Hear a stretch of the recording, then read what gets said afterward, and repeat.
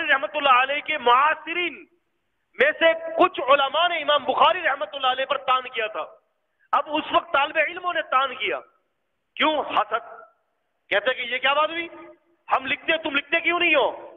امام بخاری رحمۃ اللہ علیہ فرماتے ہیں اچھا جو تم نے لکھا ہے نا یہ سب نکال لو، سب بتاؤ تم نے کیا کیا لکھا ہے.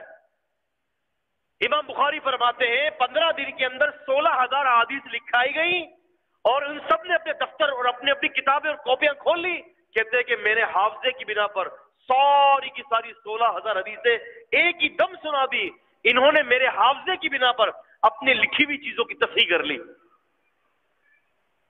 اب اندازہ کر لیں کہ کس قدر امام بخاری رحمۃ اللہ علیہ کا مقام اور مرتبہ تھا.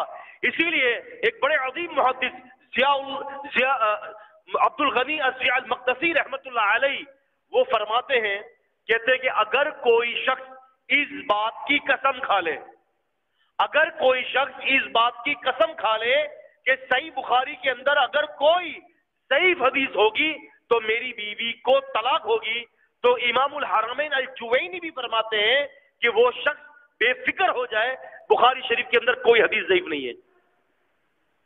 آپ سمجھ رہے ہیں؟